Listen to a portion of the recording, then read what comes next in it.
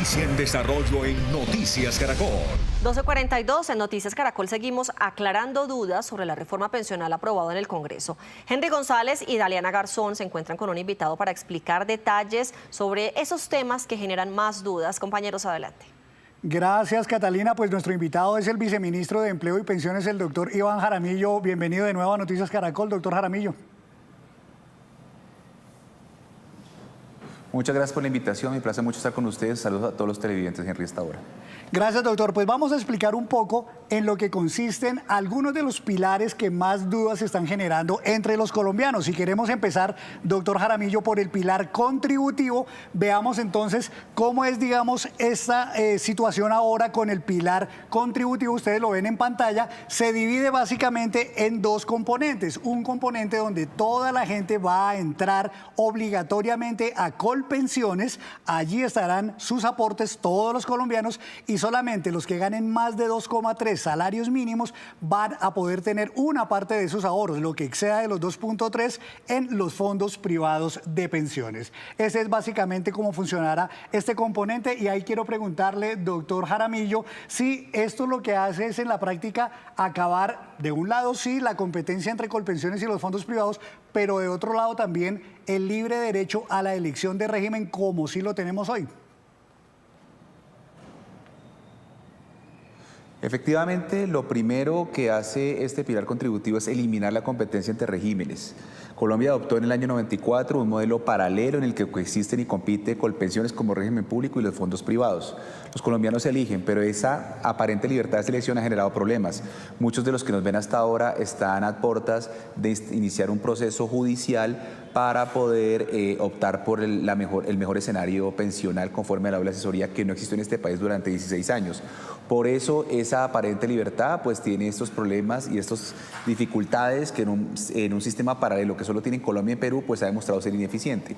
Por eso ya no va a existir esa competencia, se van a complementar, como se advierte en el informe, hasta 2,3 salarios mínimos vamos a ir todos a Colpensiones, lo que venimos en exceso a un fondo privado donde libremente sí podemos escoger el fondo privado que mejor nos convenga. Pero la seguridad social son normas de orden público donde la libertad está establecida en el componente de ahorro individual y se mantiene.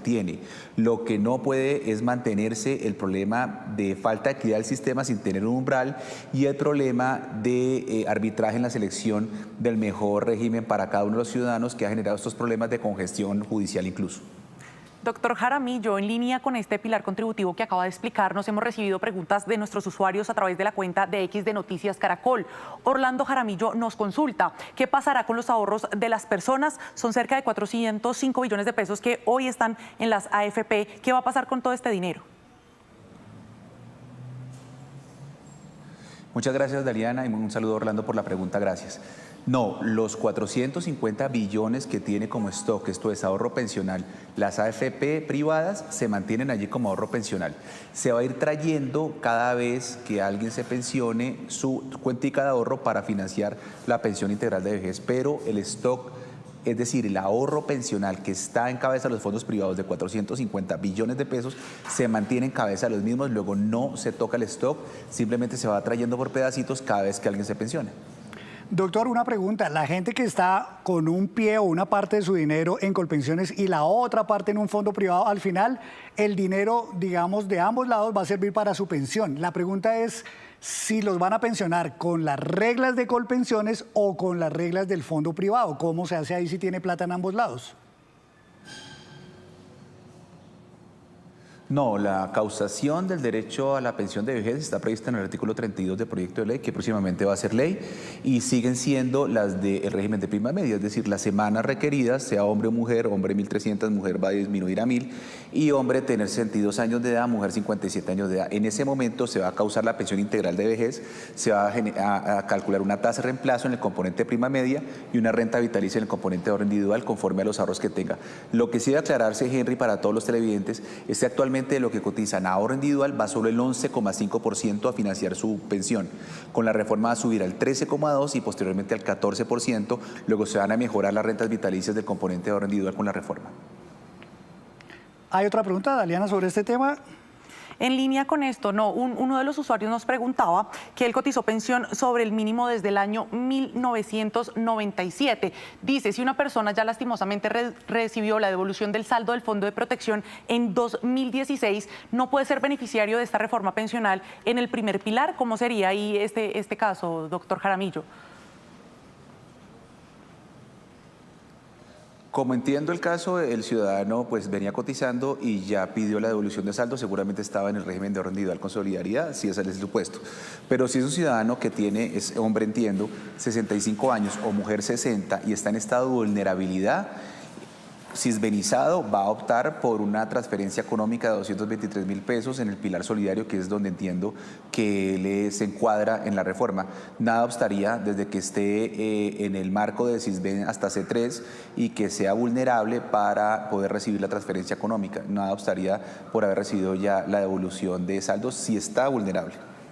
Bueno, pasemos entonces, doctor, al segundo pilar que vamos a explicar hoy, que es el pilar semicontributivo. Y en este caso del pilar semicontributivo, como vemos aquí en la animación que tenemos, es para mujeres que ya tengan 60 años y para hombres que ya tengan 65 o más años. Deben haber cotizado entre 300 y 1.000 semanas y eso les va a dar derecho a que entren a un programa que se denomina BEPS, Beneficios Económicos Periódicos Especiales, donde allí tendrán una ayuda. La pregunta de aquí, doctor Jaramillo, justamente es si esta persona, ¿qué tipo de beneficio es el que va a recibir?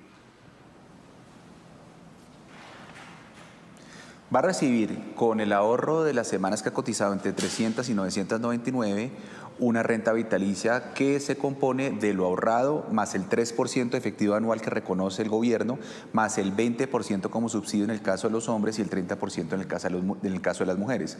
Las personas, conforme a la reglamentación que ya está establecida en el artículo 18 del proyecto de ley, que vienen cotizando en BEPS porque reciben un ingreso inferior al mínimo, se mantiene y se va a mejorar en adelante lo que se otorga como subsidio del 20 al 30%. Luego son compatibles y pueden pasar a la renta vitalicia. Lo que queremos es que haya una protección en la vejez en este pilar. Viceministro, yo quería consultarle por un tema muy importante y es la libre elección entre ir o no ir a BEPS. ¿Se mantiene también esa devolución de los saldos? Sí, Daliana, efectivamente hay devolución de saldos o indemnización sustitutiva cuando el afiliado ha cotizado menos de 300 semanas. De 300 a 999 hay una renta vitalicia porque este es un sistema de protección a la vejez. Nos interesa es que los ciudadanos tengan un acompañamiento en la situación de vejez para que puedan afrontar esta situación de imposibilidad de entrada al mundo laboral cuando llegan a determinadas edades, lo que ha aprobado la situación del sistema laboral, y para eso se crean los sistemas de protección a la vejez. Por eso es un tránsito de un sistema pensional a un sistema completo de protección a la vejez que va a pasar del 24% al 87% de cobertura en materia de vejez en el país. Viceministro, ahora abordemos otro tema muy importante y es el pilar solidario. Este pilar que busca además cobijar a los adultos mayores que se encuentran en estado de vulnerabilidad. Como podemos ver, este pilar solidario busca ayudar a personas en condiciones de pobreza, también mujeres mayores de 60 años y hombres mayores de 65 años que no tienen pensión y, como se lo mencionaba hace un momento, que se encuentran en condición de pobreza extrema. Viceministro, cuéntenos por favor cuánto es la ayuda que se le va a brindar a todos estos adultos mayores en el país que no tienen amparo alguno. Sí, efectivamente, actualmente el país tiene un programa Colombia Mayor en el que amparamos a 1,7 millones de adultos mayores con una transferencia de 80.000 pesos. La apuesta es por triplicar el número de adultos mayores al que llegamos, llegando a 2,6 millones, casi 3 millones de adultos mayores, con una transferencia de 223.000 pesos. Como se advierte en la pregunta, para ser beneficiario debe estar en estado de vulnerabilidad, tener 65 años en el caso de los hombres, 60 en el caso de las mujeres.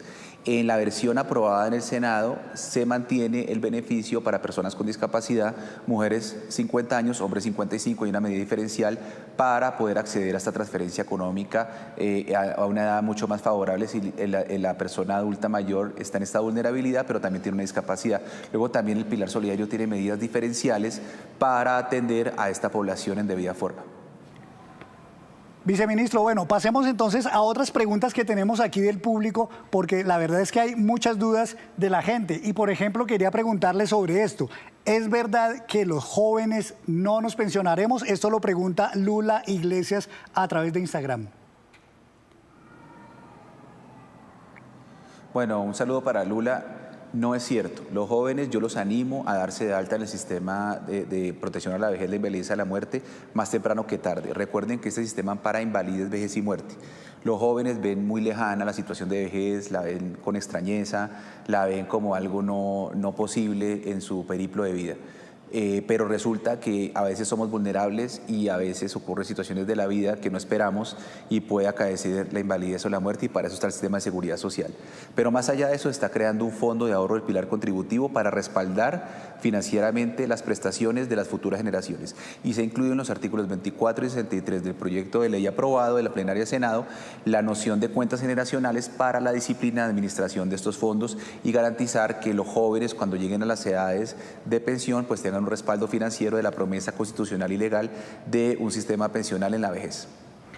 Viceministro, Rick nos consulta a través de X, una mujer con 3 hijos que esté cobijada completamente por la nueva reforma, ¿a qué edad se pensionaría? ¿Cuántas semanas cotizadas debería tener como mínimo?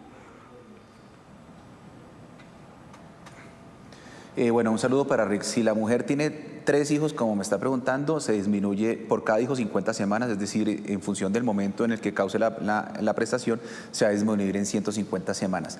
El beneficio por hijos es reducir semanas, no edad. La edad sigue siendo 57 años para las mujeres. Viceministro, una pregunta rápida que mucha gente la hace. ¿Es verdad que las pensiones mayores a 3.900.000 pesos mensuales van a quedar con algún impuesto?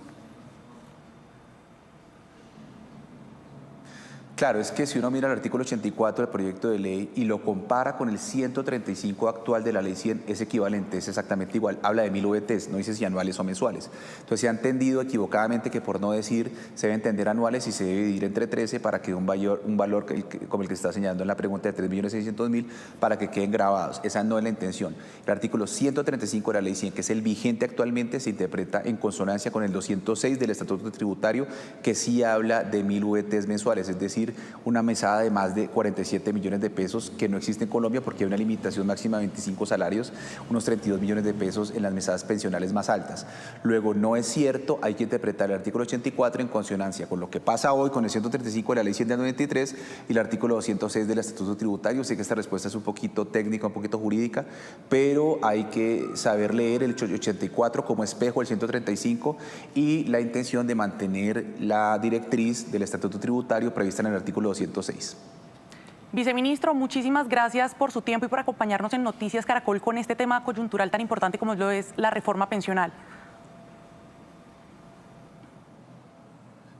Muchas gracias, Daliana, a ti, a Henry, a todos en Caracol, a los televidentes, y los animo a interesarse por la reforma, por los efectos que tiene para todos cuando afrontamos situaciones de la vida en las que el sistema de seguridad social nos acompaña.